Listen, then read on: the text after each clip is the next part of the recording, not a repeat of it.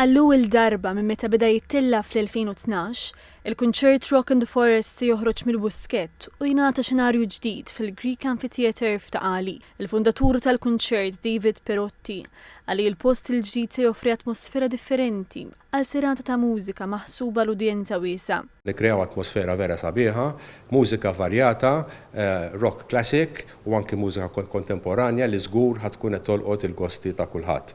Qed nitkellmu Pink Floyd, Black Sabbath, Ozzy Osbourne, Youngblood ukoll iktar reċenti, Coldplay. Rock in the Forest beda bħala attività privata fuq skala żgħira b'familja ta' mużiċisti ddoqqa l-ħbib tagħha.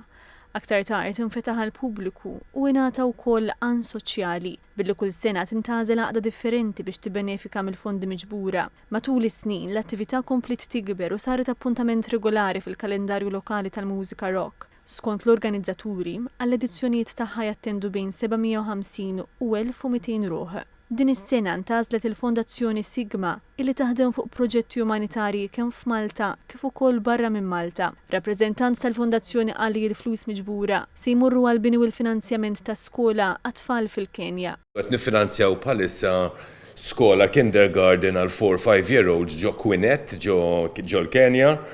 Il-proċess sar, ġifieri qed nisperaw li jkollna biżejjed fondi illi nkunu nistgħu ninawguraw f'Jannar. Ġifieri f'Jannar grupp ta' 20 ruħ jitilqu minn Xtutna minn Malta bl-iskop illi ninawguraw din l-iskola. Fl-edizzjonijiet preċedenti, Rock in the Forest ġabar fondi għal għaqdiet bħal Inspire, YMCA Malta, Cystic Fibrosis Malta u Dar Bjorn fost oħrajn.